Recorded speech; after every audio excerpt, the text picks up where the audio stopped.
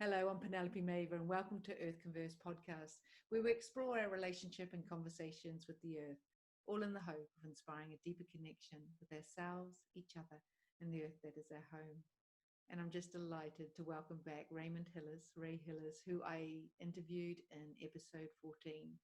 You know, he's dear to me. I wanted to continue the conversations with Ray, and I wanted to explore different ways to consciousness or psyche or soul in evolution terms, and such around like use of hallucinogenics and psychedelics as well as dreams. And so we'll explore and have a chat and tune on in. Also kind of interesting and fun to connect across the earth to the other side of the earth. Yeah, isn't that a miracle? Mm-hmm. I mean, yeah, not only we are a living miracle, but everything's just a miracle, how it all functions. Mm-hmm. Mm-hmm. And on that level, that's true regardless of whether things are going well or not so well. That however things are going, it's what life is, and just the freedom to experience it is amazing. And we can get so swept up in just not seeing the miracle, eh? It's just so easy to lose that. Why do you think that is? Why is it so difficult to remember the miracle or remember the good stuff? Or I know about sort of, we're hardwired for negativity because that's our ancestral that kept us safe, and that was the alarm, and that was about survival. But and we can train our brain for positivity and gratitude and all those practices. But why is it? To me, it feels like it has to do with a distorted sense of what reality is. That in that distorted sense, there's the feeling that reality itself is always positive. And if something goes negative, it's something gone wrong, something off track. But actually, one of the wonderful lessons of nature, always, on the fasts and in any kind of connection to nature, there is that sense that nature includes both the construction and the deconstruction. It includes both pulling things together and tearing them apart, birth and death. And that all of that is part of nature. And so you see a tree being devoured by beetles, of which there are billions now around here. These dead trees, on the one hand, you can look at it and say something's gone terribly wrong. But actually, the beetles don't see it that way, Something's gone terribly right from their point of view. And so they are part of a process that is part of nature.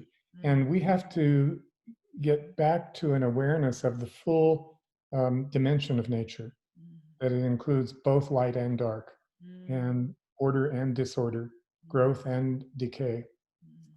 And so in that sense, all of the disruption that's happening around us these days is part of nature. It's all natural. And to try and expand our mental frame so that we can hold all of that, I think that's the task today. And it's not easy. What is it John Kabat-Zinn talks about, sort of putting the cooking pot of mindfulness, just that it all simmers. And I like that sort of the other idea of that. Have to then go, yes, I can hold it, and I want to be the optimist or see the light. Well, we certainly have the option of trying to be an agent for change, and to try to guide the balance between these forces, and also guide perhaps the way that dark things are expressed, so that they can be integrated a little more.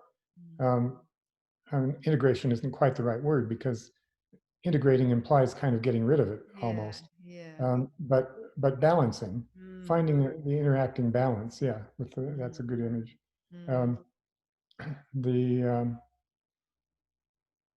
We do have the ability to shape, to do some shaping of it. But I think that I can only speak really from the point of view of the United States. That's the only place I've lived. But through my lifetime, certainly here, there has been a general sense, usually, that things go well, and that things are not very often disruptive. They're not very often anti-intellectual. They're not very often violent. That's the kind of stuff that happens everywhere else in the world, and especially in underdeveloped parts of the world, but also in places where authoritarian forms of government are more common. So all of that is out there, but our view, our experience, my experience growing up, I was born in 1941. Our experience growing up has been largely after the end of the World War II and the Korean War and the Vietnam War. And now younger people would say, well, the Afghanistan. And so they're underneath the surface. I mean, it's very clear there's a whole lot of stuff going on, and always is here. But when I was a teenager, those were particularly good years. You know, Vietnam had not started, Korea had ended. And so there was a period of time in there, and it was my formative years, where it appeared that everything was positive. It was the time of the white picket fence in the suburb, and everybody getting a little house, and all the appliances and all the in the car, and so that was quite formative for me. And so we have a bias, we have a misperception in this country that things are normally light, and we've sort of created, you know, we talk about bubbles now, getting into the bubble, and so nobody gets infected, so you can play football, and which in itself is an amazing image. But in a way, we created a bubble here in the 1950s, and actually that leads into this whole discussion of entheogens and psychedelics, because that was when they were born, pretty much. You know, we came out of World War II, and I think now, in terms of my parents, I think we spoke about this last time, that you know, they had the Depression and then World War II, and then I was born in the middle of all that. So for them, it was a really hard time to come out of. But for me, I didn't know about that stuff, so it was easier for my generation. And of course, we are called the silent generation, which annoys me no end. Yeah. But anyway, so just generally, it seems to me that we have this biased view of nature, of reality. And we are now confronted, partly because of the virus, which of course is a disruptor, but it's also natural, and it's, you know, there's nothing evil about it. Even if it kills me, it's not evil. So that's kind of interesting. It's a part of nature. And so that's certainly one thing that's got us on the ropes, of having to see things differently. And the other is the whole political situation here, which has been astonishing to me and to everybody that I know. And and it's not a minority. It's very much an odd polarization, almost 50-50. Almost. So that's the most extraordinary result, isn't it? Yeah. So that also has caused a lot of disruption. And then the effects of that, of both of those, in terms of the economy, people losing their jobs, people losing their homes, you know, there's all kinds of disruption. And I know that a lot of that is happening worldwide. But for it to be happening here is a shock to us. It's not a shock to some parts of our population. You know, the lower income parts of of this society have been dealing with things like that for their whole lifetime. But now everybody is facing it. And that's one of the interesting things about a virus. You know, it doesn't it doesn't play favorites at all with anybody. And so these are forces for change, and they're certainly large. There's a beautiful On Being episode where they talk about that the US is in transition. Feels like sort of either sort of a bit of a, maybe they didn't say this, but sort of a clumsy teenager at the moment, and needing to really reflect, to do some inner work. And Excuse me. yes, there has been low levels of violence along, that's been brushed underside, and maybe the lower economic or black, black indigenous people of color, they've been experiencing that. Yes. And oh, nice cover. I like that a tea just appears like magic. We were talking about magic. So this low level of violence, and also, that they've, you've always looked externally, or yes, it's out there, but this time of needing to look in and to look at that dark stuff. And so it's quite a beautiful, on that. And also this thing, it's obviously cultural stereotype, but actually wanting answers to sit in this liminal space. Yes. Is really difficult for the American culture. Very much so. Because you want answers and you want that. You can't, this ambiguity is very difficult. We think we can fix everything. Yeah. Yeah. And we can't fix, there's a whole lot right now that we're not doing very well at fixing. So, but that's in the process of change.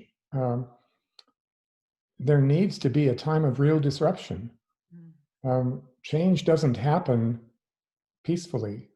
If the present state of affairs is comfortable for everybody, there's no force for change. Well, there's some, I guess, that's not totally true. I'm thinking about the information revolution now, but this whole development of artificial intelligence and all is going to create huge change for all of us. And it's not necessarily caused by something that was missing before. It's more caused by something that's been discovered and is so attractive to us, it's so seductive to us, that we basically have thrown the doors wide open and said, take us wherever you'll take us. And we're seeing that in social media, how powerful those forces have become. It's stunning to me. When I first ever heard of Facebook, I thought, oh, that's kind of a cute idea. And then I started reading about how everything's public, and I decided I didn't really want that. So, but Facebook has become gigantic. And yes, these forces are clearly tapping into something that wants to be born. And it's going to be born. It is already been born. And it's coming with a lot of dark stuff with it, because it gives a platform for every single thought that goes through my brain to be on the worldwide stage with a click of a mouse. And nobody can verify what I'm saying. And so it's a peculiar situation. I think we have no clue how to handle it yet. It's the genie out of the bottle again. And it undoubtedly has stunning possibilities. And it also has really equally disturbing ways that it can go off track. And we certainly have experienced some of that this past year here. Wow, the whole compromise in democracy, and we're seeing it either with Brexit and yes. But did you see The Social Dilemma? Did you see it on Netflix? No, I haven't seen it yet. It's on my top of my list of things to see. And it's and it's maybe we can only understand life backwards, but we have to live it forwards. But it does jar when these people who the person who created the like button and the person came in to monetize Facebook, and then they go, oh, but and now the one's speaking out, which is it's good, but what are the questions we need to ask ourselves before we do that?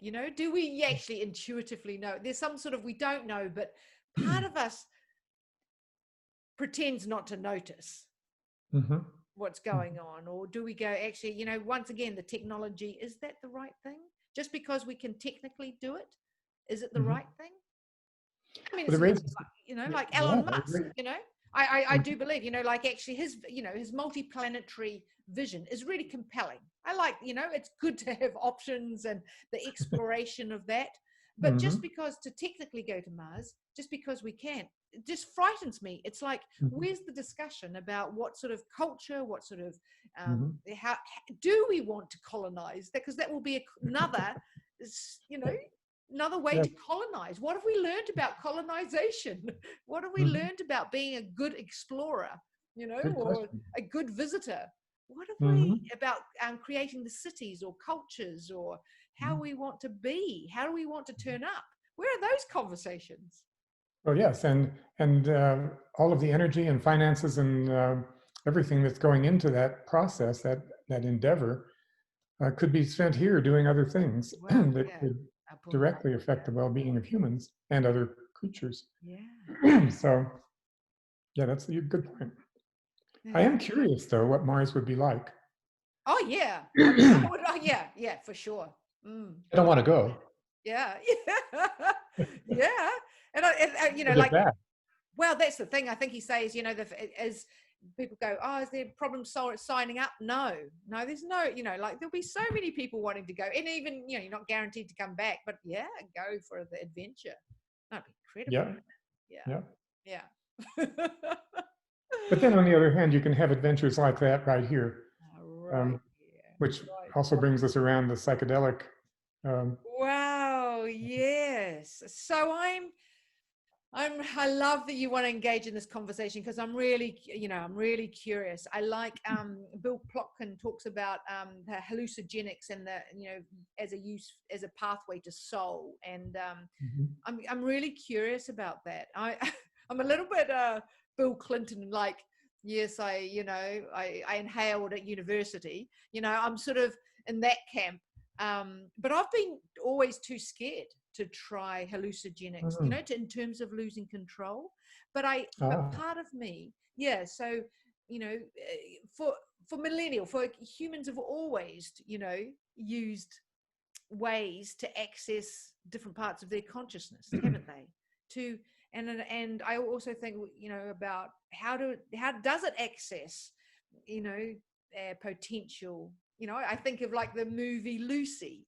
Did you see that? You know, she takes a pill and, you know, all her potential, what she can do, and you just think, wow, you know. So I'm curious, you know, I mean, we'll weave into this conversation, but yes. yeah, where do we start with you on that? Well, I was thinking about this earlier this morning.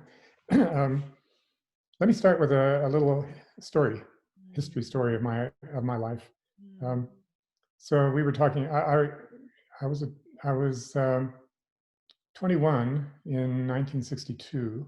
I got married, and at that moment is pretty much when psychedelic uh, drugs hit the market. They just they exploded onto reality in a very sudden way. Um, LSD, of course, had been studied for a long time, back to the 1940s, late 30s, in In Switzerland. Harvard, and like in a study No, this was in official. Switzerland, where Hoffman discovered accidentally, totally accidentally, that this, because he accidentally touched something, and it got into his system, and he had touched this substance that he was curious about in spider webs. And so he had this vast psychedelic experience and had no idea initially where it came from. Like, why is this happening to me? But he was a scientist, and he took the scientific attitude and sorted it out. And that really began the psychedelic movement. It didn't really move out of the laboratory until Harvard, and Timothy Leary and Ram Dass and Ralph Metzner, who was a student of theirs. And Harvard then began to study the potential uses for this. and how it, because there was a sense that it was useful and that it was um, could be a healing force and also a mind expanding, um, awareness, consciousness expanding substance. So that all started right around the time that I was talking about in my own life. And I didn't know any of them. So my experience starts with this experience. The odd thing about that time, the early 60s, was as psychedelic materials came online, came around, um, they were all legal. You could have as much of them as you wanted, but you could not touch marijuana. Marijuana was go to prison if you had marijuana. But if you had LSD or psilocybin or anything you wanted to have, pretty much, it was totally legal for a few years. And then in 1966, it became illegal, and by 1970, it became a Schedule I drug that you go to prison for the rest of your life, sort of. And Nancy Reagan's war on drugs. But in that period of time, in the 60s, early 60s, so my first experience, I had had a couple of experiences with marijuana, and I was stunned. I mean, I had no idea what that was going to be like that. My experience was how stunning it was for listening to music, and that it expanded the auditory experience of music in a way that I love. I've always been a piano player, so I have loved music in my life, and so that was really quite stunning. And I decided I wanted to try to grow a plant. So I got a seed from somebody, and I planted it in this little cup, and I had it sitting out on my patio in my backyard in a secluded place where I was pretty sure nobody would see it. And because after all, it was illegal, all the other things were fine. And so it had grown to about 2 inches tall, and it had 2 or 3 leaves on it. And I'd never seen a plant, so the whole thing was brand new to me. And on a particular morning, I was sitting out there reading, and it was there beside me with some other plants, other flowers and things that I was growing to put in the garden. And I went indoors for a minute to get some coffee or something. Maybe an hour, could have been gone an hour. When I came back, the plant was gone. The pot was still there that I had put it in, but the plant seedling was gone. Wow. Only that one. All the other ones were still there. Some critter recognized this plant and took it. Just plain scored, on my plant. And which I've pondered a number of times, like, why would a creature, I am assuming either a bird or, I don't know what, maybe a chipmunk, some creature. It was in the middle of Los Angeles, so it wasn't any wild creature. Exactly, so the options.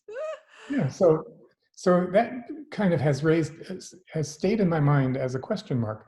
Like, why would a creature go after that particular plant? Well, now we know that humans have receptors in our nervous systems for THC, that our nervous systems have adapted themselves over the eons of human history to the presence of this plant.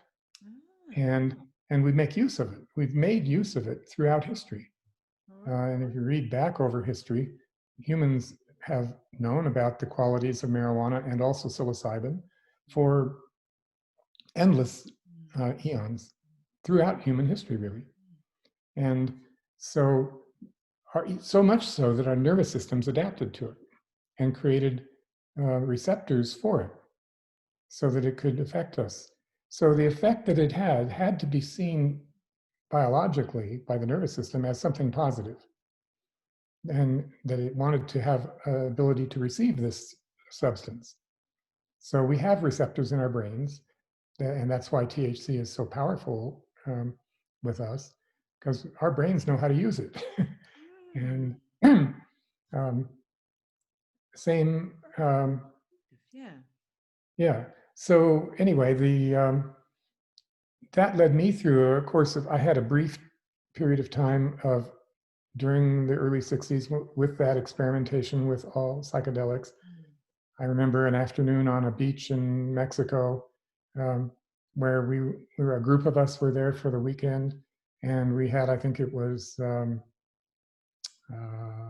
mescaline that we had with us, and I'd never had it before, um, and I remember being stunned by how everything around me changed.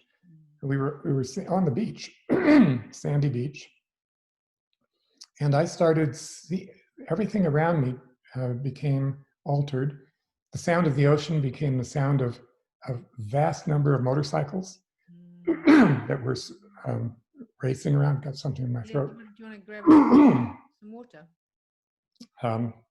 And so there was I remember spending hours lying on the beach, looking at the sand right under my face, um, and how the sand glistened, and I was seeing images in the glistening sand. It was just incredible to me. I'd never seen anything like that. And then I looked up, and across the way was a huge German-looking castle. And this is outside of Rosarita Beach, Mexico. And there are no German castles around there. There was the next day I looked again, and there was a little house. But it became this huge, gorgeous castle, and then there were cattle nearby, and they became really interesting and different. And so to me, it was a total opening of a door that there's a lot more in this world than I knew about. Because you could, on one hand, say, well, all of that was illusion, and all of that was just fake news, so to speak. But you could also say, well, no, I was seeing something that's there. Yeah. And that has led me into a kind of a lifelong curiosity about reality, about forms of reality, and specifically about consensus reality. That we tend to forget to call it consensus reality. We call it reality. And that loses a particularly important point, which is that what we call reality is something we've all agreed on, that's what is really out there. And so, but when we call it reality, we're implying that it actually is out there, that is actually the one and only thing that's out there.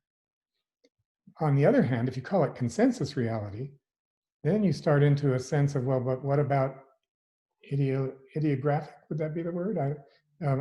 What would be the individualized form of reality? My reality at this moment. And I could shift into another reality, because that's what happened in Mexico. We were shifting between a couple of different realities. And it was easy later to say, well, the one was real and the one wasn't. But when we were there, it was absolutely clear that these are two different ways of seeing things. And likely neither one of them is real. Yeah. You know, that there's a consensus reality that we've all agreed on over time, and to a large extent, it's pretty uniform across the human consciousness worldwide. For the most part these days, the general outline of reality is the same for all of us. But you don't have to look very far until you start seeing a lot of different visions of what this really is. And I think that's underneath, to a large extent, that's underneath what's erupting now with the whole fake news, hoax kind of stuff that Donald Trump has broadcast, and that has appealed to 40% roughly of the people in this country. And I think what's appealing to them is the notion that there are alternate realities. So in a certain kind of way, what he has promoted is just a variation of what LSD does, Yeah. or what, you know, he's describing his own reality, what he wants reality to be, what he sees. And I'm giving him some benefit of the doubt here that he's actually being honest about what he sees and not just totally fabricating it.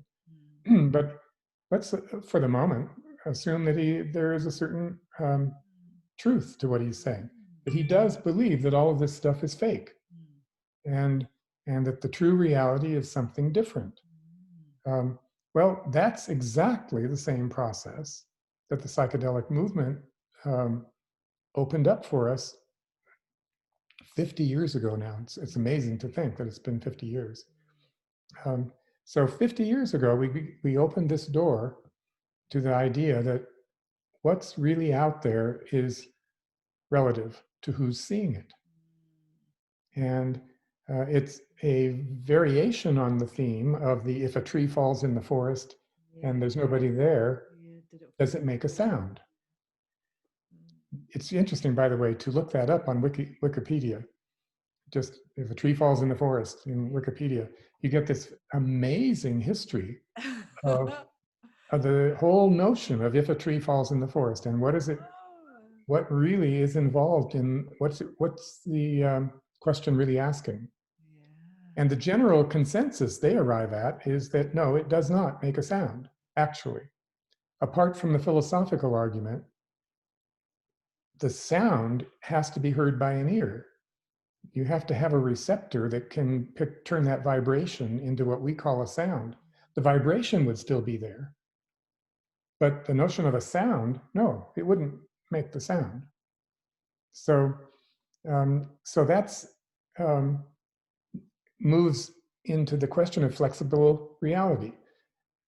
Reality is different if a human being is there than it is if there are no humans around, or if some other animal is there, or if some tree is there that's capable of adapting itself to trees around it based on what it sees and hears, sees in quotes, because there are considerable notions now that trees do see certain kinds of sensations that we don't see. So anyway, there's all of the things we're talking about have to do with the question of recognizing that reality is relative. And so the question is, how far down do you have to go to get to something that is bedrock, that is solid? It's there for all of us. We don't change it, and I don't know where that is. But it might be on the bedrock or the tree, the reality, that where it is in nature. Everything else is a construct. It's the sapiens thing, isn't it? It's our ability to tell stories, because they're just constructs, aren't they? So everything else is a construct. So yes, so whether it be our thoughts, our corporations, our governments, yes. So I think So I do think that one of the attractions to having a psychedelic experience is the way that you get the opportunity to let go of consensus reality for a time. That's really interesting. And what's really nice about it. Oh, sorry. Yeah, go ahead. Go ahead. Oh no, just to see, because otherwise it's an intellectual exercise, isn't it? I can't let go because I'm so in a construct. I don't even know that it is a construct, or it's is that truth? Yeah. So so to know what I suppose is what else is possible to literally see.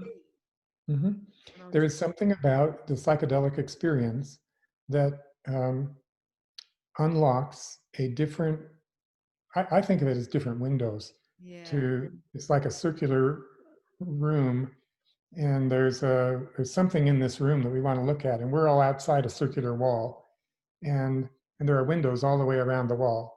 And so you can walk around on the outside and look at this thing from different angles. And from whichever window you're looking through, you're going to see something different. And that's pretty much what psychedelics are. They absolutely force you to see a different way. You don't get a choice. It's like once you have ingested a substance, whatever is going to happen with your senses is going to happen. Whatever you're going to see, you're going to see. And you don't get to guide it very much, although there's certainly an interesting movement happening now with the desire to be able to guide that experience. And that brings us into the whole topic of using entheogenic substances in therapy.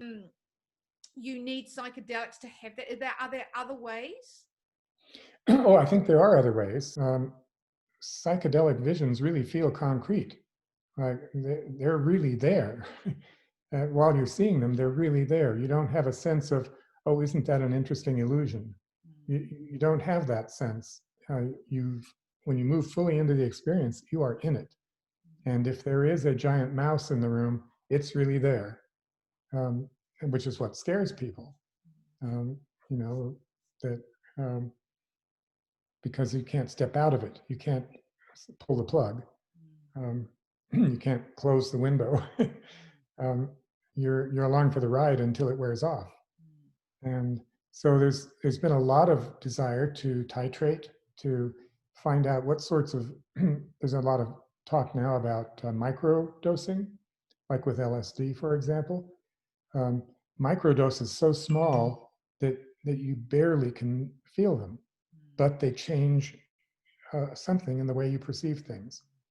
And so there's a lot of exploration now. Interestingly enough, out of this last election, which we had, the presidential thing was so gigantic that anything else that was in the election got lost.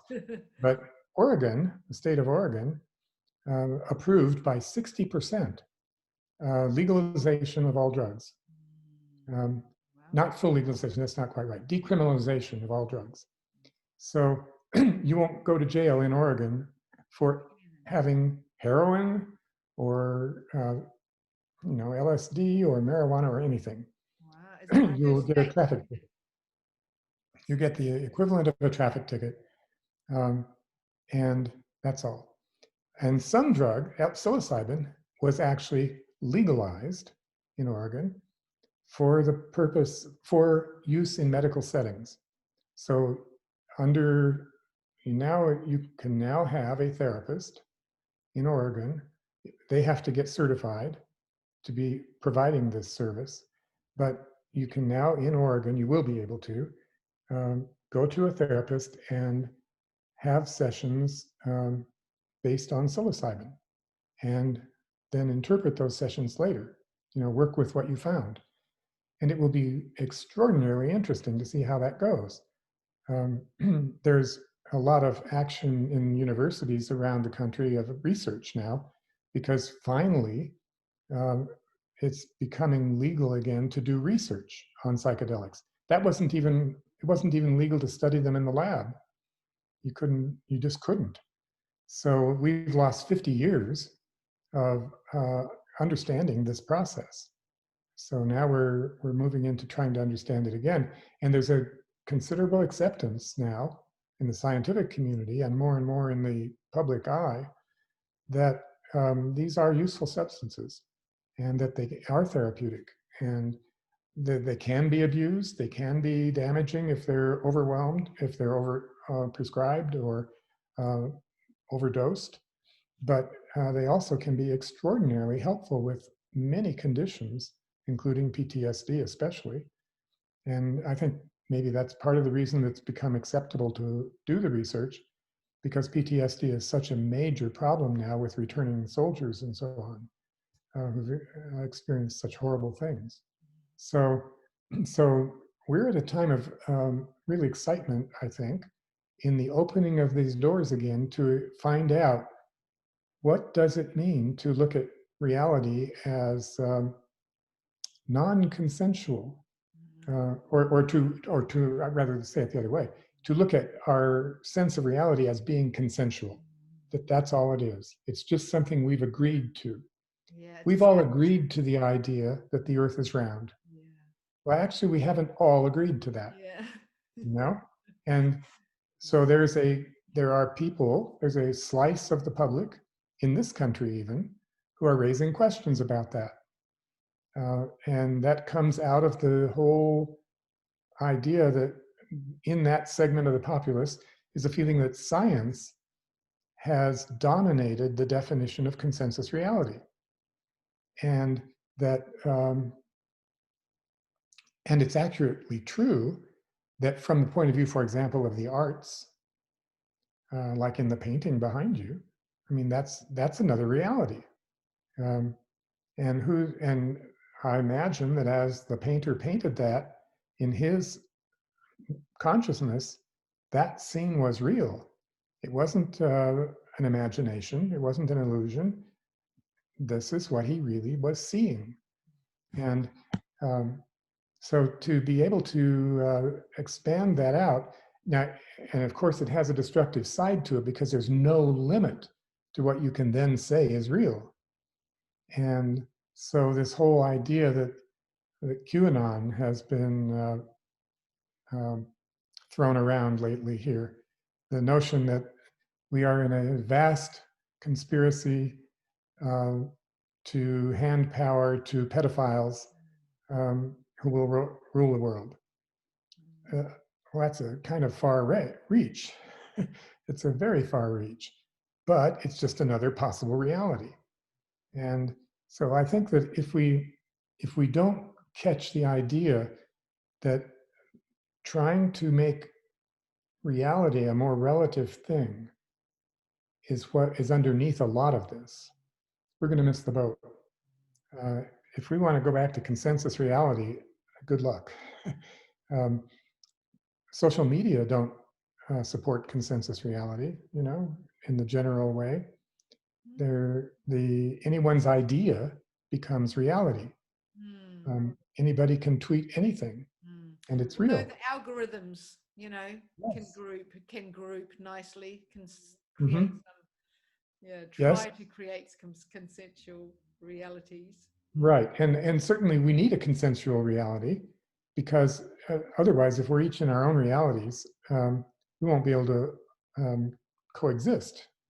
So we do need consensual reality. That's clearly an important need, and that's why it's always been there.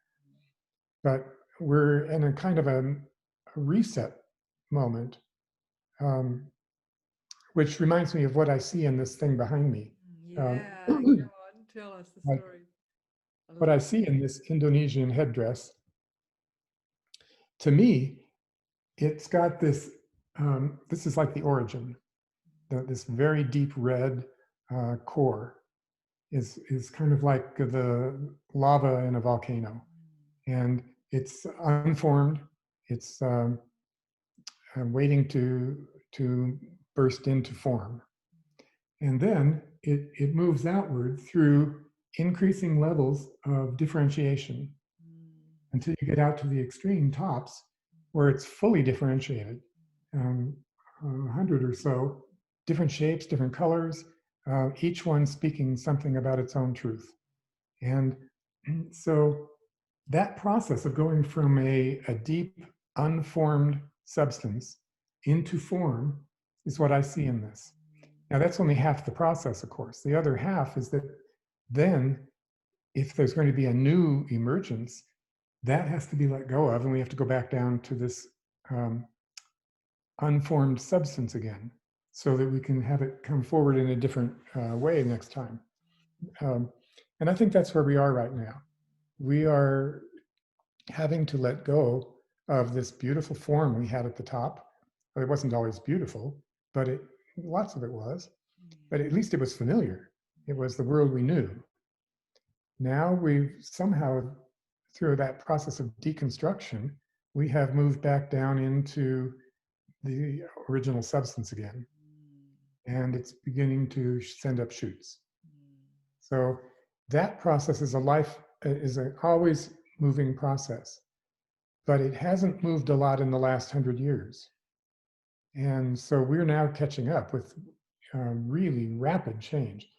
It feels to me like one of the problems that underlies a lot of the things we're talking about is that we, at some point, decided that we wanted to control reality, that we wanted to keep it under control. And so we kind of enforced a consensus. We enforced on ourselves a consensus reality. And one of the ways we tried to preserve that was we outlawed psychedelics because they opened the door to the other view. And so we have lived with this sort of artificial reality, really, that we chose as our consensus reality. And we've tried to hold on to that by putting people in jail who had other views, you know, or at least certainly calling them crazy and unrealistic. So we've had this repressive attitude about reality. We're only allowing one view of reality. And finally, something in the human psyche, or something in the world psyche maybe, has rebelled against that, has rebelled against the idea of a single, unaltered, unchanging gospel sort of reality. And so now we're kind of feeling that we don't have the guardrails on the road. There's so many possible realities. And that's part of what drives us to Mars, probably. What realities might there be there? Yeah. But we don't need to go anywhere to find them. They're all inside us. You know, we have, and I do feel like it's a great gift potentially that mind-altering substances now are moving into legalized form, and also being recognized as potential healing agents with the right kind of supervision, with the right kind of help, which is, you know, where Ralph Metzner went with it, with his website, the Green Earth Foundation, which is a wonderful website. He has, you know, he died last year, but he has several books there that are really wonderful for people who want to read about moving into this idea of multiple realities and being able to dance among them. And he talked always about having the right set and the right setting. So a right set and setting, and under those two conditions, the right mindset and the right outer setting in a kind of the room, what it looks like, how it feels, and what's making it conducive. That if you set up a conducive setting and the right mindset and a guide, then you can move into this exploration of other realities in a guided way, so that it isn't just throwing the door open and then being blasted. And there's a point of what Bill Plotkin talked about, is that, I might even get an excerpt. He talks about actually outside those indigenous cultures, there are few responsible guides in this country, US, who know how to, one, assess a person's readiness for a plant-assisted soul encounter. Oops, excuse me. Secondly, properly prepare him or her, and then thirdly, conduct such a ceremony or initiation effectively, and fourth, assist in that integration of the experience. Yes. What is your experience in terms of, you know, being guided or having that experience of, you know, being prepared or the right setting, as opposed to just taking and seeing what happens? Well, I don't think there's one right setting. I think there are certain qualities in the setting that need to be there. I used to think a quiet, dark room was the best setting. It basically shutting out the normal sensory channels. So, but I've changed my mind about that, because that implies that you have to have one or the other, that you have to shut off your normal senses in order to see this. Yeah. I don't think that's so. I think the more powerful experience now for me is being out in nature. And like if you do a journey in a natural setting with your eyes open, you have an opportunity to see the consensus reality and then the other reality kind of doing a dance. and you can see that they're related to each other, connected. They're not separate. They're not disconnected. It's two different windows looking in on the same thing. And so therefore the integration, by having that experience, that more sort of integrative experience, it's integrated more anyway. It's a more of a complete. It's connected to your everyday life then. Yeah. So you don't, because initially it seemed, as we were playing back then, seemed like in order to have this experience, you really had to step out of your life into this secret room, or this special room. And so set and setting are important, but they, if you push too hard on them, it implies that it's really a disconnected experience from everyday set and setting. So there are ways to enhance it, and there are ways to guide it and to preserve a certain safety in it for the participant. But it needs not to be taken into the feeling that it's a different world, because it's not. It's the same world seen through a different window, or set of windows. So I think the ideal experience now to me is in a more normalized place. It needs to have a feeling of safety, needs to have a feeling of privacy, needs to have a feeling of stability. You don't want a young child running into the room screaming while you're in the middle of a trip, because you have no idea what that's going to look like. So you want to have a protected, stable container. With people, like in terms of the non-guided, or the, what happens when it's less structured, or whether there's been more, I don't know, is there so much thing as an abuse of it, or? I think probably so. I mean, anything can be abused. The taking too much is a way of abusing it. Although remarkably, most of these substances don't seem to have a lethal dose. It's kind of interesting. Like, there's no known lethal dose of marijuana. You can take so much that you can't get off the floor, but only for a couple hours, and then you'll be fine. And so there's, it certainly can be abused. And I think it also, another abuse probably is to take it just for the fun of it. Because it's not necessarily fun. And if you go into it with the idea that it's going to be like going to Disneyland, well, yes and no. It can be really disturbing and distressing, or it can bring up things you really didn't want to see.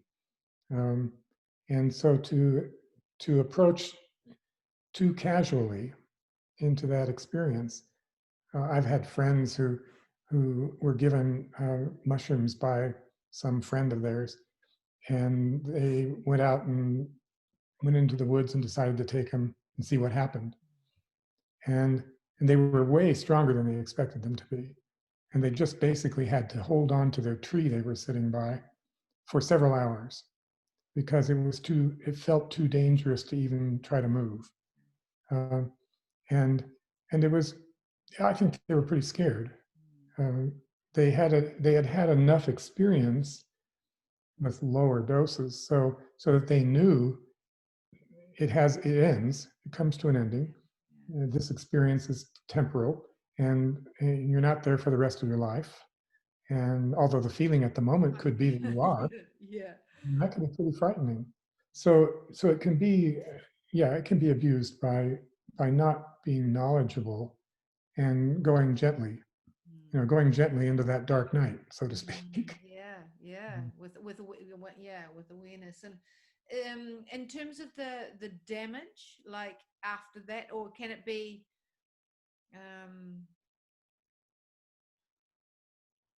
can you be damaged I don't know.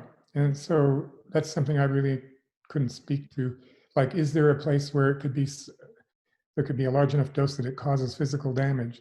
I Yeah, don't know. or the trauma, you know, of being holding on to that tree, even though it's you overcome it and it passes, but it stays with you in terms of body memory or neural pathway memory and that. I think without, yes, if there's no help in integrating it, Mm, the experience, mm, then it can be damaging. I think so, psychologically damaging. Yes.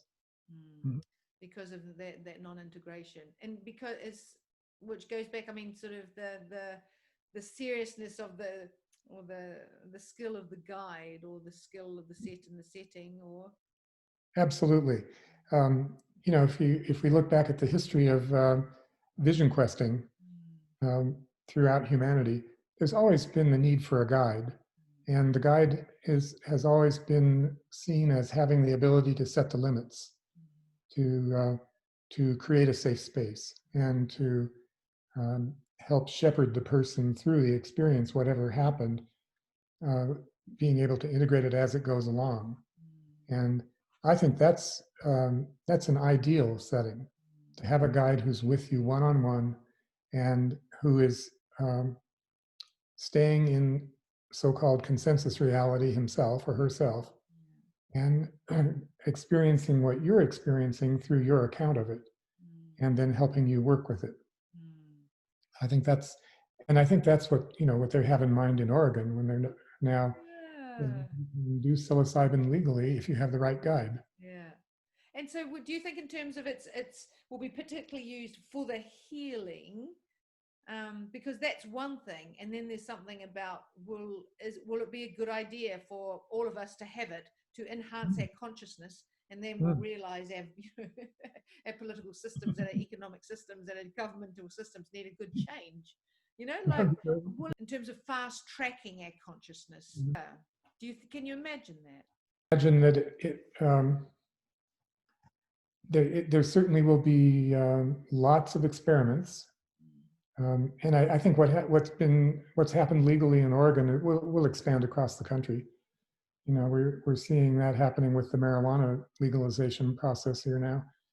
4 more states made it legal in this election, um, so it's rapidly becoming an everyday reality here.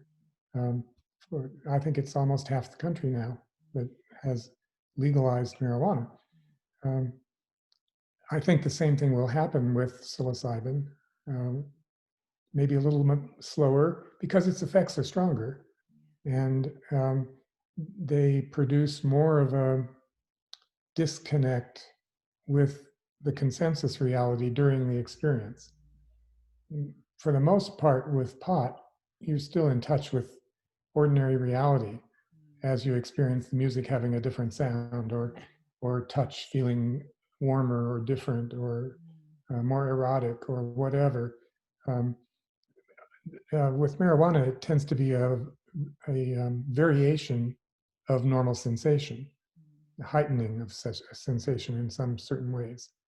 But with psilocybin, it's more toward a substitute experience, um, and so I think that's going to gain acceptance more slowly, and it should be more slow, because we need to know, we need to make up for the 50 years of no research, um, and we need to find out what, and that's happening now. There are very reputable, um, mostly university-based research projects now that are federally approved in this country, um, to study what happens if you use this in a therapeutic setting. And so um, um, there are beginning to be training programs now in how to be a therapist working with substances. Um, CIS out in California is probably the one that I'm most familiar with, because that's where Ralph Metzger was connected. So um, it's, yeah, but yeah, that's an interesting idea. Like, it would be kind of like having a vaccine for the virus, you know?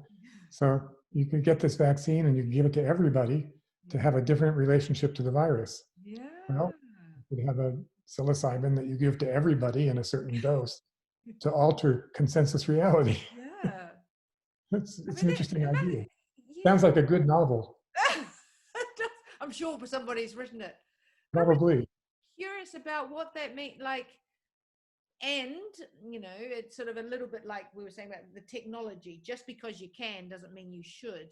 Economically, social, environmentally. But this thing about consciousness. I mean, it's too scary for the population to be conscious.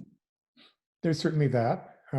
You have to have a certain strength of your own in your own psyche of connection to reality, so consensus reality.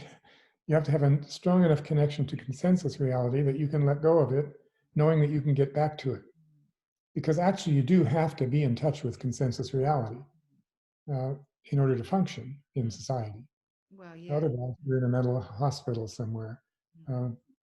Also, you're potentially dangerous to people if you're not able to connect to consensus reality. So there's the danger of if people were using these things and driving, that there could be a lot more accidents and it could be much more dangerous to be on the road.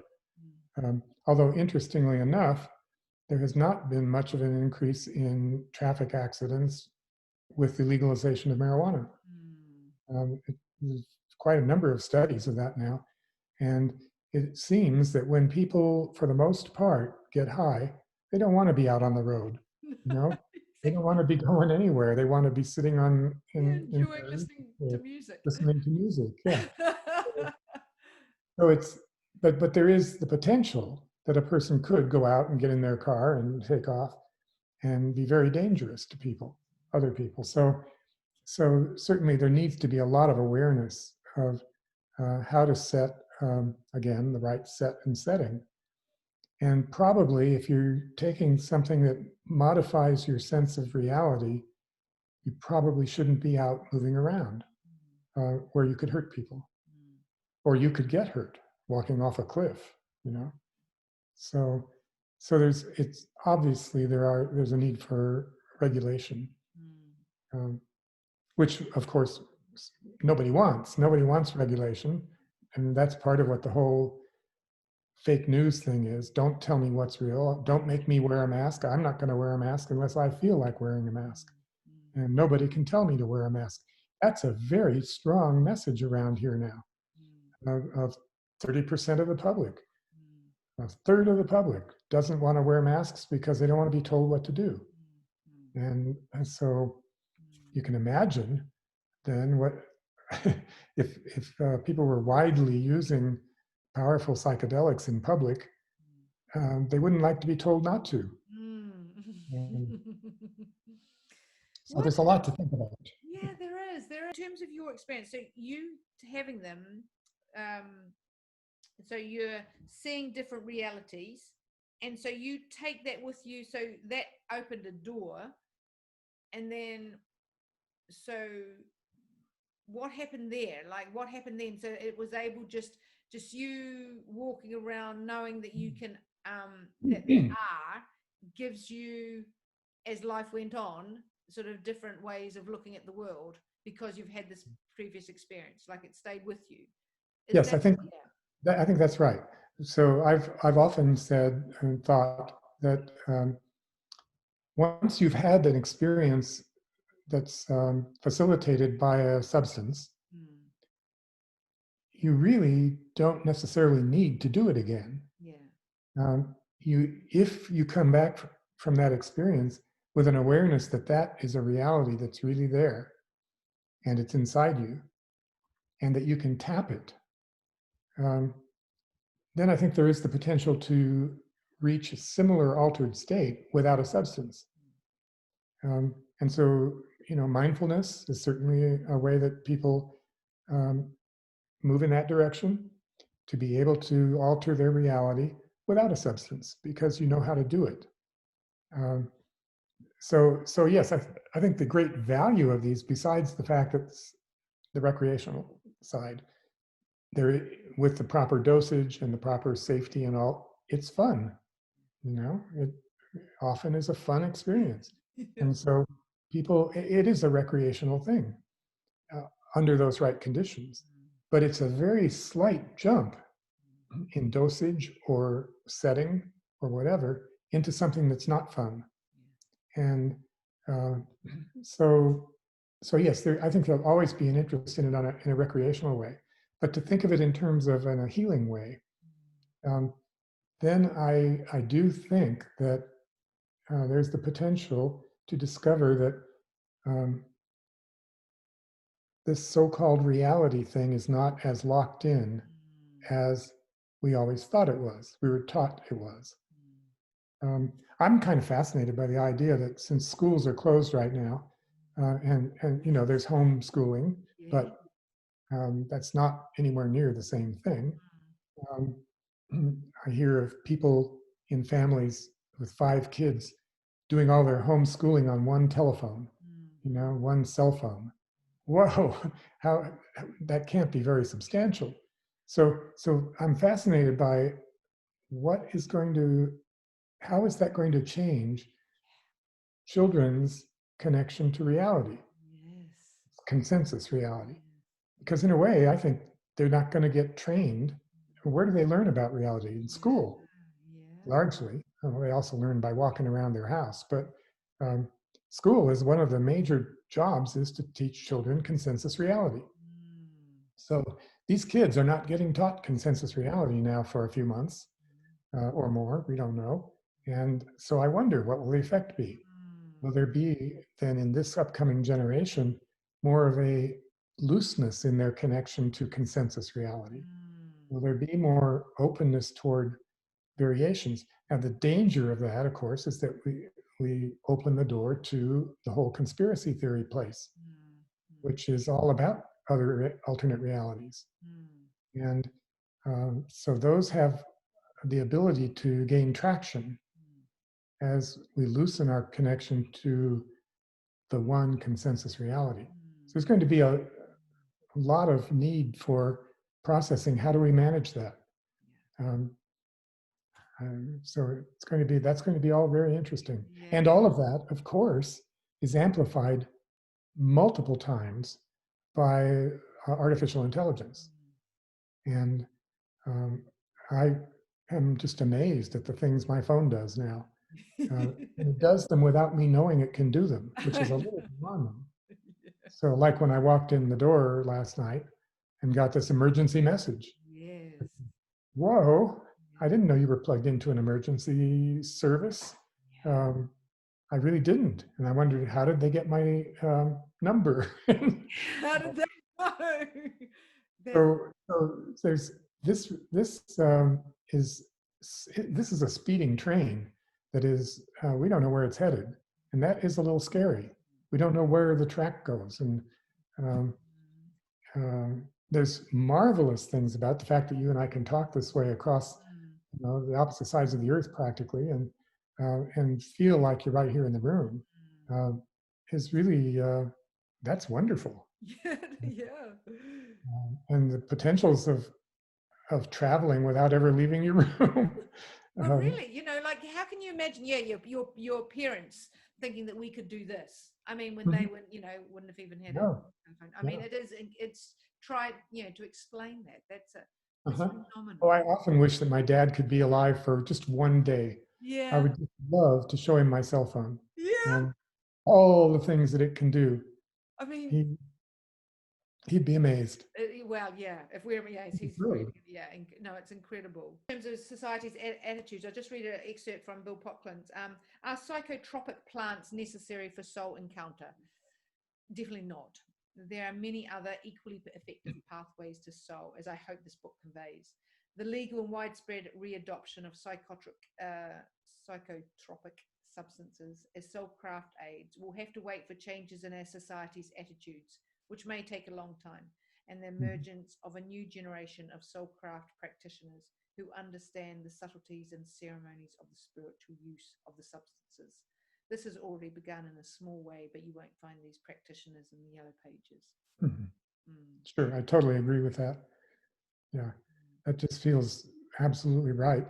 The arts, all of the arts are pathways to soul, just right off. And so one of the things that we need to get back in touch with is the primitiveness of art. We've moved into an era of specialization, and so there are people who are artists and there are people who are not. And the people who are artists are the ones who know how to do it, and everybody else doesn't know how to do it. It took me a long time to let myself even try to paint something, to just try to put a paint on a canvas, because I felt so intimidated that I don't know how to do this. And so there's a tendency in the arts, and that's true of music and poetry, in so many forms, all of the forms of art, all of them. There is a tendency to think there's a right way to do it. And so now you can learn in school how to be an artist. Well, okay, you can learn some skills, but if you didn't happen to take those classes in school, and I certainly didn't, then you can go through the rest of your life feeling like, I don't know how to do that. Absolutely. I don't know how to sing. I don't know how to make music. I don't know how to drum. I don't know how to paint. I don't know how to write poems. So you can tell yourself, I don't know how to make a sculpture. And it's like there's a right way to do it, and you have to do it that way. Well, oddly enough, if you do it the right way, it often doesn't lead to soul. Yeah. Yeah. Because it's so bound by the rules and by the processes of evaluation of correctness that it doesn't go towards soul at all. No, it's not And yours. so, It doesn't come from your essence. It's somebody. yes, exactly. It doesn't come from your soul. Good point. So to get back in touch, I have a room at my house right now at the ranch that where I've sort of set up a room that is kind of reflects back to me the things that feel really soulful to me. Oh, Like I have one of them is a scarf that is an image of Frida Kahlo, uh, with the primates sitting on the branches around her. And it's not a photograph, it's somebody's artistic creation of her. But she carries a lot of energy for me in terms of a soul. And so I have that sitting there reflecting back to me. And I keep hearing her tell me that I need to get on with the artistic expressions without knowing how to do them. Great. Listen to her. Great. Yeah. Yeah. So that's an important, really important message. And it is unfortunate that in our specialization era, we have now got art into a box. And you have to get into that box by having the right key, and the key is going to school, and on and on. It's so funny and synchronistic, because I've just caught up with a friend, and her sister is an artist, and on Zoom she's created these Zoom classes, and just people that just have always just don't think, I'm not an artist, but I've always wanted to draw, and she has just created this beautiful opportunity. And Aline was just saying about, like just trying.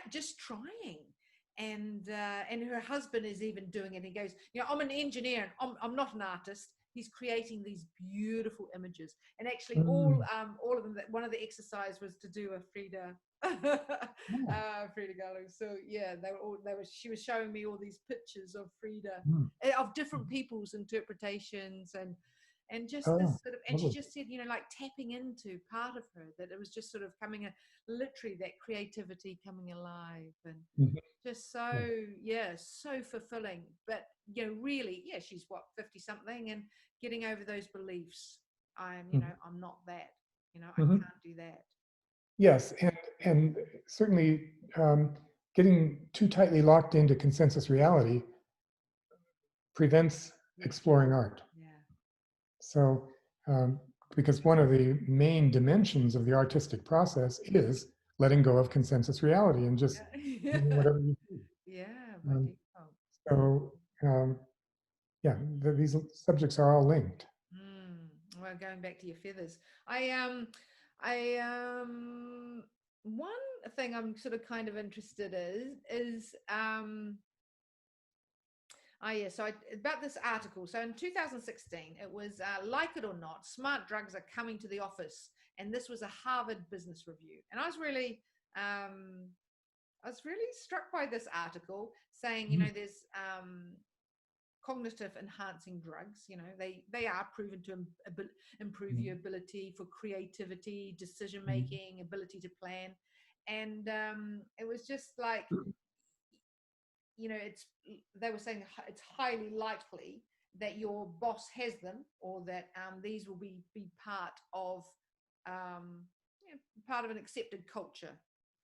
So and I was just sort of, yeah, and you know, they're safe, effective, and easy. And when I read it, I just thought, it seems that the system would like that. They would like to have their office workers on cognitive enhancing drugs just for efficiency, you know, just for output, for so not actually, you know, it's sort of, there's a real dark side of that. Maybe the person gets personally fulfilled in terms of their achievement. They also talked about that actually it's a great equalizer in terms of you know, it can reduce the gap between the, you know, the haves and the have-nots, or so I don't know, what's your view on cognitive enhancing drugs in the corporate world and the organizational world? Well, certainly there's a large wave of exploration of drugs that produce or that reduce. Usually it's been in terms of reducing impairment. So Alzheimer's, for example, there's more and more now coming out about drugs that minimize, to an extent, the effects of Alzheimer's, or that in normal aging, you know, there are over-the-counter drugs now that I've been seeing ads lately on television that produce enhanced memory from aging processes. So the ability to regenerate normal functioning in the brain, the implication they imply in these ads that you're actually changing your brain, and maybe you are. I'm not a biologist, a neurologist, but it's conceivable that you are. There's an interesting study that I just saw today, actually. I forget now where it was, but it's a journal scientific report about a study with mice. Was it mice? Yeah. And psilocybin. And what they found is that psilocybin causes the generation of new neural tissue in mice. So it isn't just, it is making a change on a biological level. And they weren't looking at behavioral changes. They were just looking at, does it in fact generate new neural tissue? Because, you know, historically our position has been more or less that the neurology of your brain is set pretty early in life, and you don't get new brain cells. But this study shows that new brain cells do come into existence as a result of psilocybin. So that's quite interesting. And so, yeah, it just doesn't take much to go to the idea that, sure, you could pump up functioning on all kinds of levels. Then the question is, do you want to do that? What would the downside be? I guess the downside would be an assumption that if you can take a drug, a pill that allows you to travel 150 miles an hour, 8 hours a day in your office, then you won't be able to travel less than that. That if that's possible, you're going to have to do that. And that does strike me as ominous. So yeah, cognitive enhancing drugs, I think we're hearing a lot about them now as I think about it, in terms of trying to minimize loss of brain function largely from several different diseases, multiple sclerosis. are studies about drugs that reduce the impairment, the mental impairment. Well, that's a performance-enhancing drug, in effect, mental enhancement. Mm. But then do you want to take your normal function and amp it up? Yeah. I might like to do that to see what it's like, but I don't think I'd want it to be required as part of my job for the next 30 years. Well, this is the thing, isn't it? Where if you can, no, is it the conspiracy theory in me, or or who's the control, or what would it be if in the hands of, of a more darker intention? But well, yes, and then there's the notion that if it's available, it's going to be used, and if the people who are not in the darker side don't use it, the dark side gets strong. So advantage of that. There you go. Yeah. I know well, it is mind blowing. What I actually on that and in terms of actually the cannabis justice, I did like this from Amos Lozano. Cannabis justice is racial justice. Cannabis justice is environmental justice. And I've got an excerpt from, I might just read this. This is from the intersectional environmentalist.com. Said, cannabis prohibition has been one of the strongest tools of oppression against Black, Indigenous people of color since its inception. And it goes on to say, probably the most misunderstood and controversial plant on earth, cannabis is the ultimate representation of intersectionality. The industrial applications of cannabis, hemp, can impact just about every other topic on the intersectional environmental website due to its vast diversity in sustainable products, apparel, fuel, building materials, paper, plastics, food, personal care, soil regeneration, and so much more. I'll go on if that's okay. Yeah. With cannabis, marijuana, as the poster child, the war on drugs has effectively targeted Black communities, Latinx neighborhoods, and those lower in socioeconomic class. The term marijuana was introduced by the US government as a slang name for cannabis that criminalized the groups that consume it most. That's the Black, Indigenous people of color.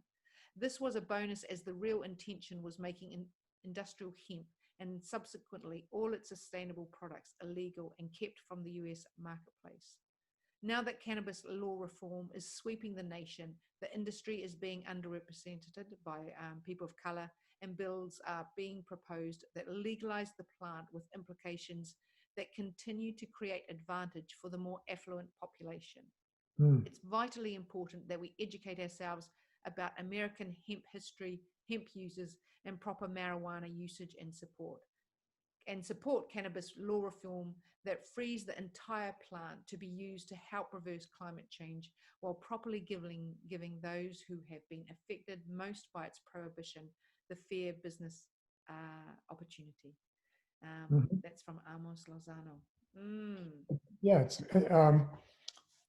it's interesting to ponder what is the connection between particularly the Black population and cannabis historically.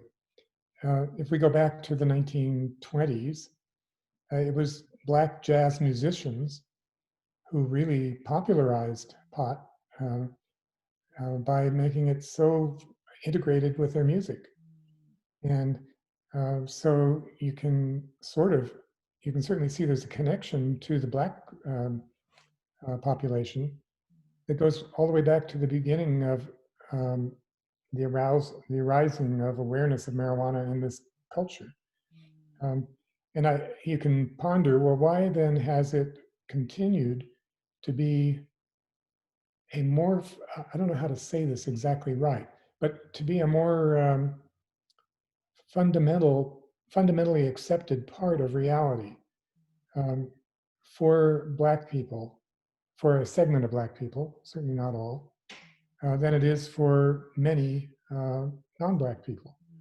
That there seems to be a way that the Black population has had a more living connection to it.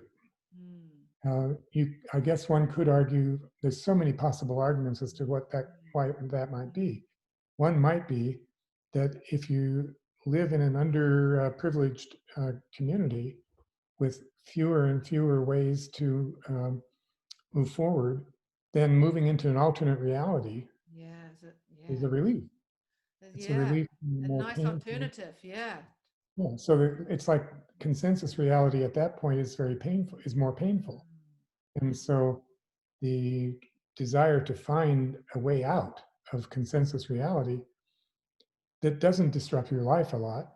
You know, you can come home each night, smoke a little pot, listen to some music, play some music, create music, do whatever, and then sleep it off and be fine the next morning. That can be tempting when the consensus reality is oppressive, and so I can see that as one primary way of seeing that connection. But yes, certainly the enforcement of drug laws has been extremely racist and in this country. Oh, yeah, yeah. So that's one of the things that Kamala Harris had to defend, you know, that because she was a prosecutor in San Francisco at the time that the drug laws were really being made heavier, and she supported them. And so there was a lot of mixed feeling about her at the beginning. The fact that she herself is Black helped her to cope with that. But there were a lot of people very upset with her because a lot of Black people are in jail even now for minor drug convictions. I do see an increasing trend toward erasing those convictions. Colorado passed a law this year that all convictions for minor drug offenses would be erased. You don't have to ask for it, it's just going to happen. And so that's going to be very helpful. But there still is a way overwhelming population of Black people in jail, in prison with very long sentences for minor drug infractions. So yeah, it's there's a huge injustice, and so the notion of cannabis justice is a really timely one. It does need to be corrected. And also, yeah, in terms of environmental justice, like, I mean, there's one thing in terms of, can you imagine, like, yeah, hemp being grown widely, and you know, the Yeah, restoration of that. well, it shows the paranoia that got connected to pot way back in, what was the movie? The original movie in the 1930s, 20s. What was that called? I'm blocking the name of it right now. It was a um, propaganda film that was put together to scare parents about their kids. But it's a paranoid document scaring the shit out of you Really? about what will happen to your kids if they even touch it. Wow. Reefer Madness. Reefer Madness, Yeah, really? it's on YouTube. It's a 1930s anti-marijuana movie.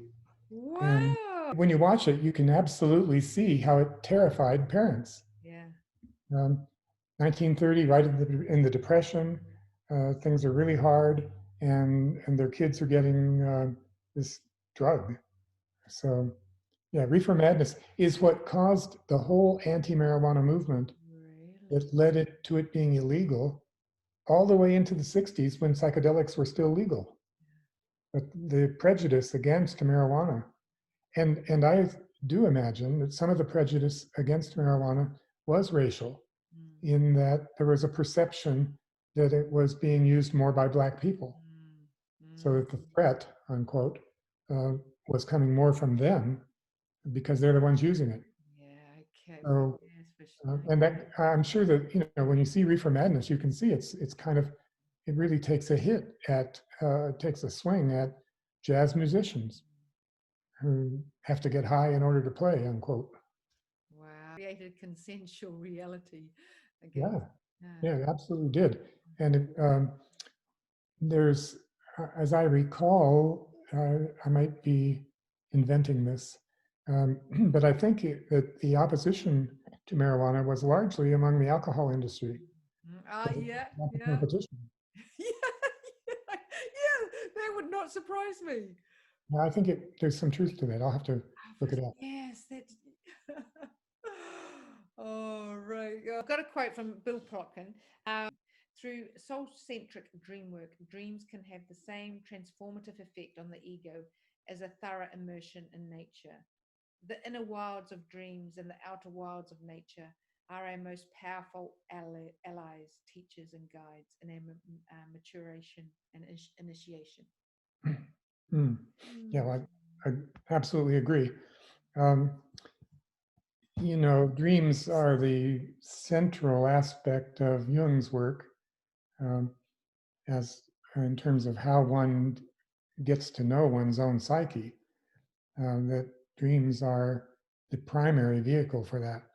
And so you certainly could, for starters, say that dreams provide an alternate reality, and many alternate realities. Um, we we still have a debate in society about whether dreams are meaningful. There is a significant scientific part of the scientific world of brain function that says dreams are kind of random activity of cells that are kind of shedding the experiences of the day and sorting through what to save and what not to save and whatever for the next day. And so when that process, these sort of randomized images pop up in dreams and they don't really mean anything. That's a very accepted, honorable position in the world of brain function. That's not what Jung thought. Jung and Freud and people throughout the psychoanalytic movement and people throughout human history who have been interested in dreams. Mythology and dreams are so connected together. There's a sense that dreams really do provide a window to the soul, a window into the unconscious. Freud thought that dreams he didn't think they were random activity for sure, but he thought they are primarily repressed material. So things that are repressed because the ego doesn't want them to be conscious, they're threatening in some way, they can show up in dreams as a kind of a secondary channel to know about something that's going on inside yourself that your ego doesn't want to know. Jung expanded that a lot more to say that yes, that's true. They certainly do have that. They play that role of bringing to the surface repressed material, so that you can work with it. But they also have what Jung talked about as the collective unconscious as a foundation for them. And the collective unconscious to Jung's psyche model has several levels in it. The deepest level is the collective unconscious. The next deepest level is the personal unconscious. Then there's kind of a transitional level, and then there's consciousness. So the collective unconscious, let's go the other way. The personal unconscious is what Freud talked about. It's the repressed memories. It's the experiences you've had that you've blocked, recollection of them, and they lurk in this, what Freud called the unconscious. Jung called it the personal unconscious.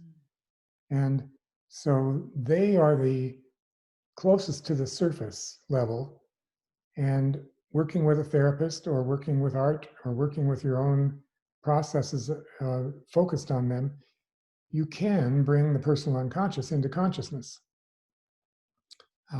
Ideally, you do it slowly because it can be overwhelming if it jolts into consciousness, which is one of the things that can happen with drug experiences.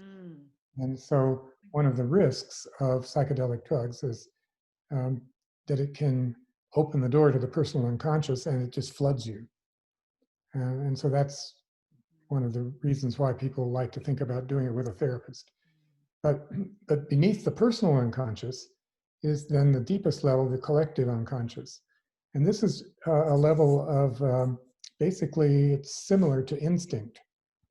And the collective unconscious contains archetypes, Jung called them, which are templates of experience that have been formed they evolve throughout human history.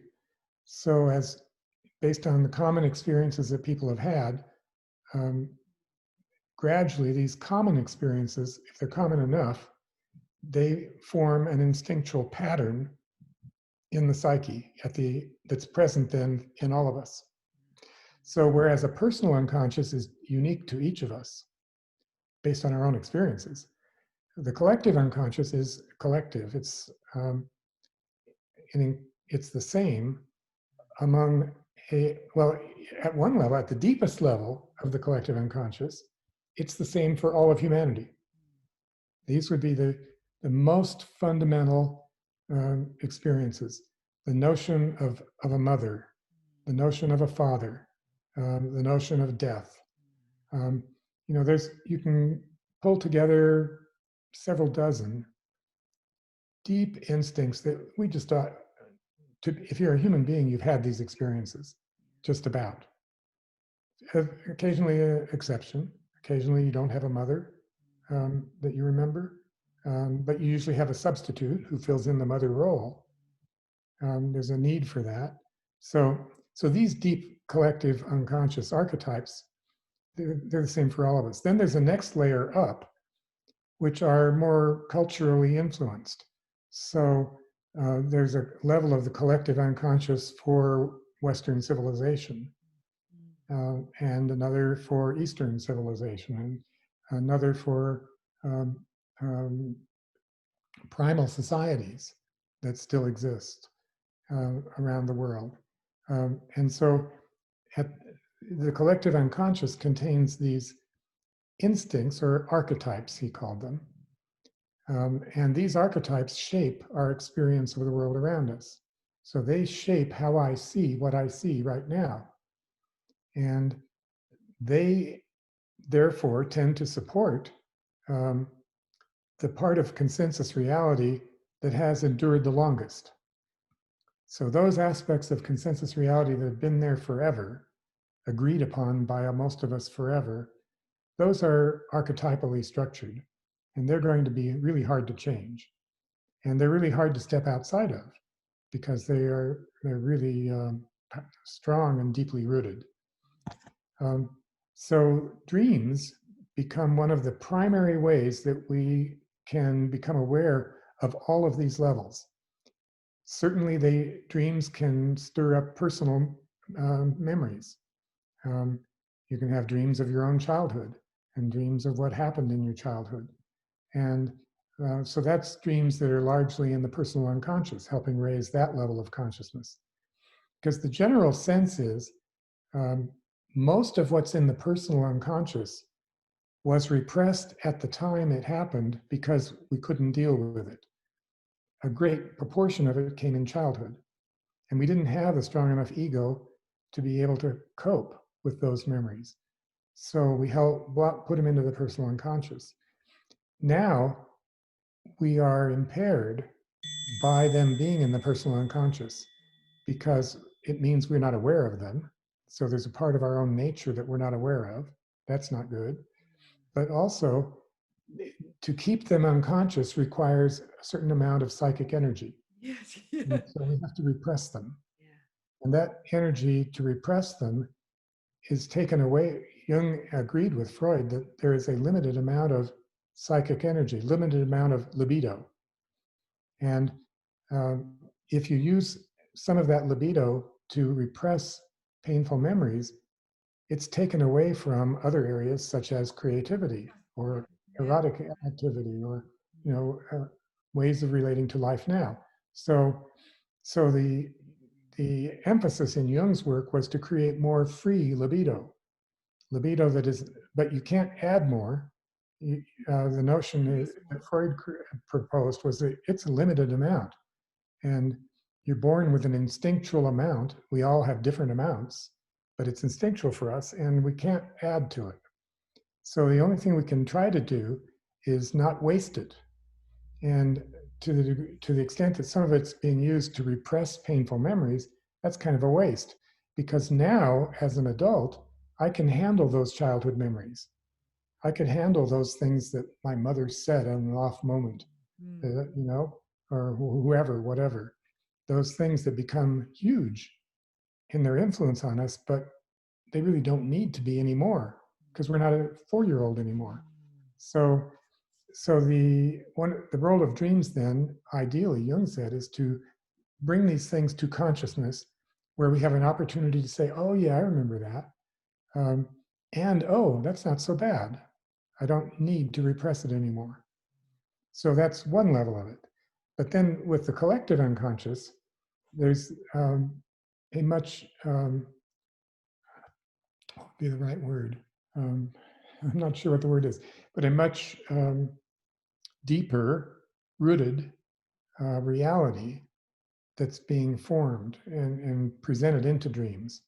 So I can have dreams that represent archetypal truths, like Jung did, and especially one of his followers, Neumann, um, wrote a book called The Great Mother.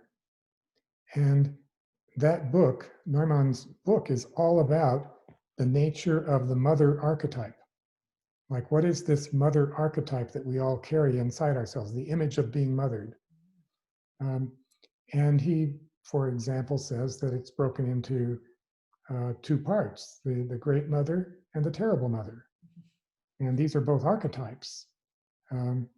So we all have inside us content that says mothering can be horrible, and mothering can be fantastic, and mothering can be domineering, and mothering can be absent, and all the different things that mothering can be, those are all contained in this archetype. And so when a person has a dream about a mother figure that carries some of these components, we're inclined to say, oh, that's an archetypal dream. That's not necessarily coming from your personal experience. That's coming from the archetype. And so, and we're having some of the archetypes that we're dealing with right now in this eruption in society are coming from collective unconscious. They're coming from their archetypal themes. They're the dark sides of some of the archetypes. And so there's a value to be developing a conscious relationship with the archetypes. You can't really bring the archetypes into consciousness. They're too deeply rooted for that. But you can bring them into partial consciousness. And the more you can do that, the more you can sort between what is my own personal psyche and what is my participation in the collective psyche. And so sometimes you discover that something that's very threatening to you actually didn't happen to you. But it has happened to lots of people over history. And so it's an archetypal truth. It's an archetypal truth that mothers devour their children. One way or another. They devour them by not letting them be free, by not letting them have their own views. Fathers can be tyrannical, can be destructive, can be extremely judgmental. And that judgmentalness is archetypal. There's an archetypal component to it. Now, there may also be a personal component to it. So a father may be putting on to his children partly the archetypal role that he's mediating, and that's part of his job. His job is to mediate the archetypal role to his child so that the child has a connection to the father archetype in his own life or her own life. But let's see,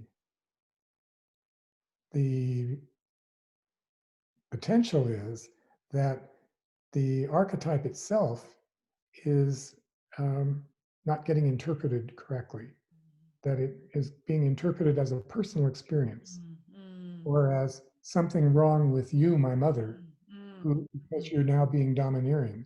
Yeah. Well, you're just expressing the archetype. So Neumann's book is very interesting. He takes Jung's theory about archetypes and develops it into this, I think it's like a 500-page book, Wow. all about the mother, all about what goes into creating the structure of this one instinct. And it's the best example I know of in literature of the study of a single archetype. Wow. If you really want to know what an archetype is, Yeah. boy, the Great Mother is the place to start. Did they create a great father? Is there one? No, not that I know of, not really, or any other archetype. I mean, there are chapters. The chapters in books about different archetypes. Yeah. But to have But to his spend analysis. the whole book Yeah. going into every conceivable nook and cranny of where this archetype could go, I think Neumann stands out as having done that. Yeah. But yes, so there's so many archetypes, and the relevance of them in terms of this notion of exploring other realities is they really absolutely they belong there. They shape our realities. Yeah, and it's sort of like I'm not on the sort of that it's just a database sorting through at the end of the night, at the end of the day. I'm not in that camp because it's sort of like even it's there. It's like a gold mine, isn't it? Mm-hmm. Yes. That if you paid attention to it and sort of and sifted through what is my personal one and what is the collective.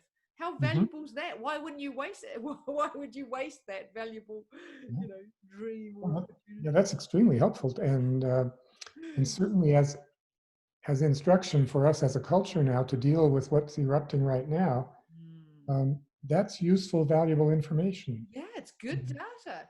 And I hear a lot of people though they'll go, "I don't dream," or actually, I didn't. Well, I didn't dream regularly until I did work with you.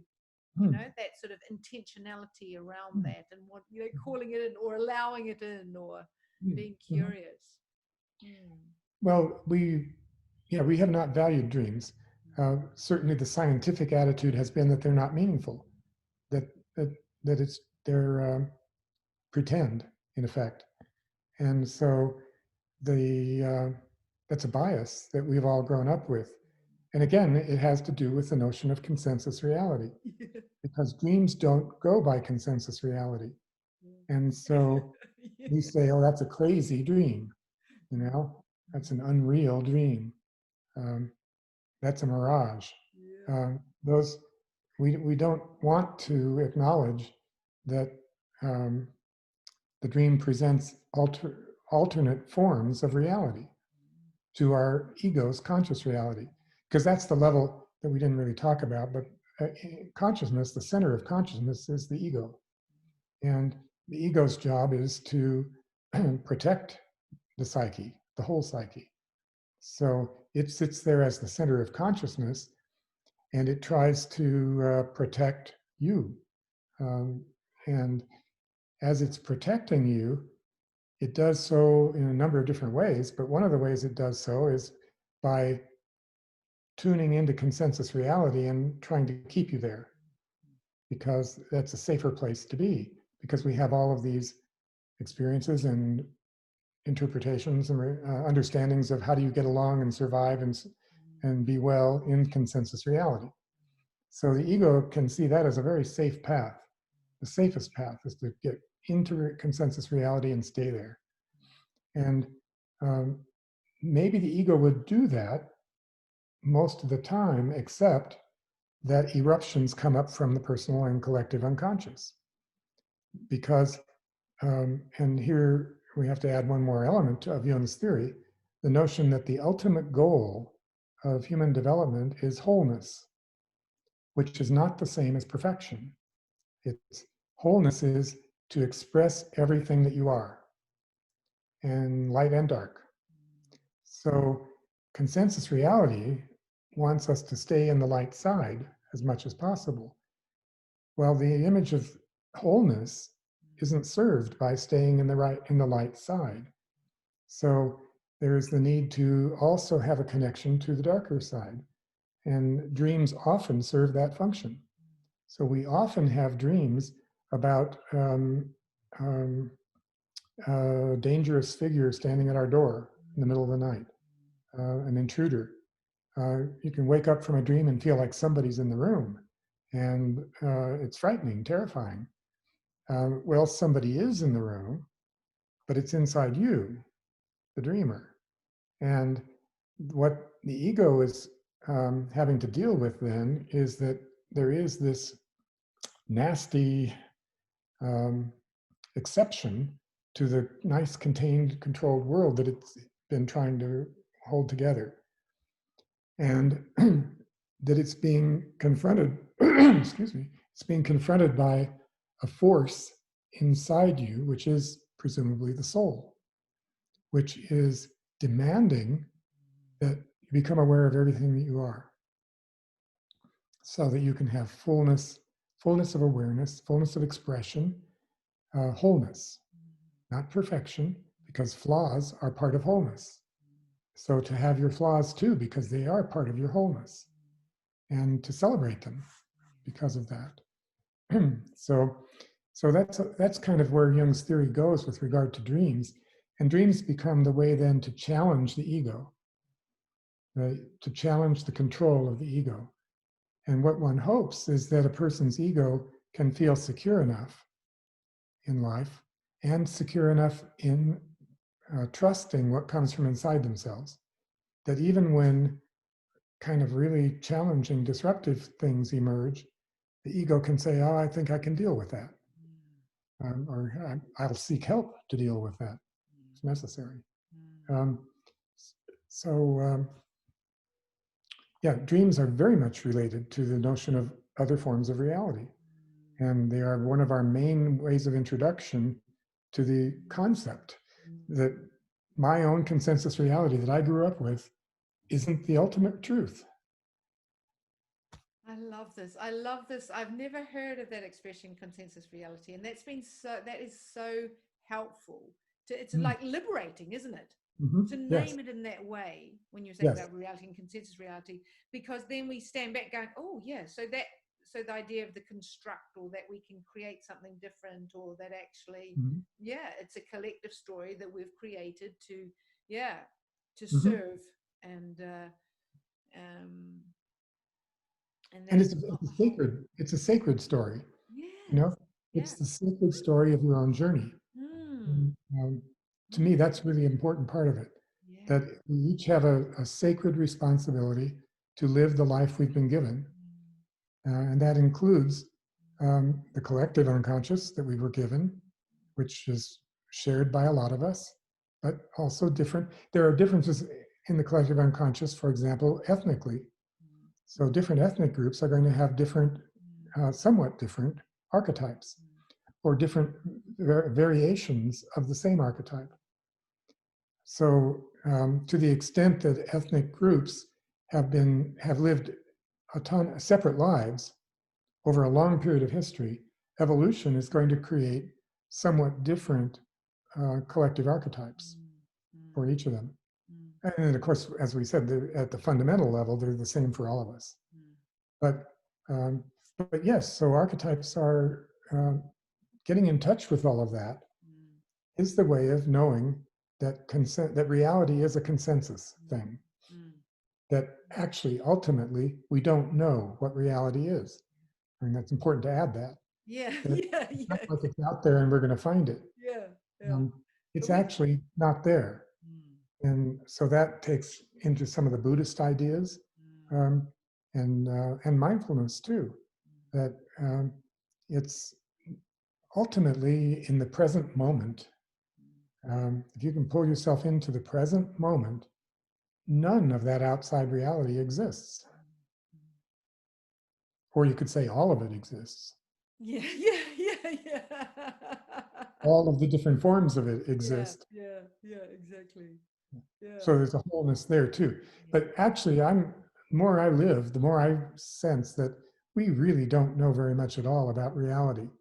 And not only do we not know what's happening on Mars, We don't know what's happening in California. Yeah, absolutely. Absolutely. We don't know what's happening in us. And I mean, I think in terms of, yeah. And we pretend that we do, don't we? We pretend Yes. that we know, and we pretend, and we just, goodness, we know Well, nothing. that's the ego's desire. The ego wants desperately Yeah. to feel that we do know. And so it will enforce us to believe we know as much as it can. And so it takes a certain courage for the ego to let us see our dreams and know about them. And one of the reasons I think some people don't dream, everybody dreams. We know that from biology, from studies of sleep states. Everybody dreams multiple times every night. Um, the question is, do you remember them? Do they somehow get stored in memory or not? And that question is probably one that's governed by the ego. You know, I don't want that to be conscious. Yeah, I don't want to know about it. So I'm going to pretend that you didn't have it. Yeah. Didn't Or know. I'm just threatened by change in general, and I don't want change. Um, Certainly, consensus reality serves us a great deal. For sure. There's no doubt about that. Well, I I mean, couldn't get out and drive my car if there wasn't consensus reality well, about yeah, roads. yeah, Yeah, it keeps us safe. I mean, otherwise it is that sort of overwhelmingness, isn't it? right. Our brain is very efficient and wants to Hmm. create. Um, Hmm. Hmm. There's a utilitarianness to yeah, reality. So we yeah, need, but if we believe that is the ultimate nature of our existence, that's where we lose yeah, something incredibly valuable. yeah, and getting trapped by that. I'm sort of repeating my quotes of people. I should expand my resources, but I was just Charles Eisenhower. The world that we see around us is built on a story. By acting from a different story, we disrupt the psychic substructure of our mythology and we offer an alternative. Hmm. You know, Yes, create a absolutely. new one. Yeah. Yeah, There's so many different languages that we can talk about the same thing. yeah, And that's another way of talking about the same thing. yeah. Hmm. Mm. Wow. You're amazing. I'm just sort of, yeah, I'll keep it recording, but um, that's just mind blowing, Ray. Mm. Well, you know, it certainly caught my ear. The whole Jungian thing became a central guide in my life, I would say. It became, in a way, it became my religion. Yeah, Although it's, I don't like to, well, in terms of the meaning of the word religion, the yeah, word means to be tied to. yeah, So the study of religion is the study of what are you tied to? What binds you together? You can see it in the word ligament that yeah. is kind of contained in the word religion. So um, the yeah, in a sense, it certainly has. It's been my way of my primary language for trying to understand life. Mm. Yeah, to make sense of it all. Hmm. Yeah, including the current chaos. It does feel like it's a very chaotic time, produced partly by an overly repressive time. Mm. Um, in this country, um, we saw the 1960s as an eruption as we left behind the Puritan era, because we carried Puritanism way into this century. And there's still a very strong puritanical um, element in our culture here. Yes, yes. So, um, and I now think that we've run into another major eruption that's calling for another reset of the clock. This time, it's not so much about Puritanism, but it's something about science and the notion that science knows everything, or that it's the only way to true knowledge. I think we're seeing an eruption of Mm. objection to that now. Mm. And there's sort of like it's sort of once again the dance of that, climate change. Listen to the scientists versus and then there's also lots about sort of science is only just an element of the truth, isn't it? And both those, yeah, Yeah, they're both true. Yeah, opposite statements are often both true. yeah. And as a matter of fact, that openness opens the door to all the talk about alternate realities. Yes. So there you are. So circling back, but you're a beautiful example of this. And I think that when I think of you, this wholeness, this integrated person who can literally dance with the light and dark, or dance with the paradox. You hold them, and so therefore when I listen to you and I talk to you, just this balancedness, and the open-heartedness and the open mind. It's just quite something to be in front of. Well, I see that in you very much. I mean, you live that. So I'm not following your footsteps. I'm just in terms of I can't, because I think I'm in terms of that judgmental, or once again trying to make sense. What is mine? What is yours? What is this? What is that? Who's, like it's, and I guess it's sort of like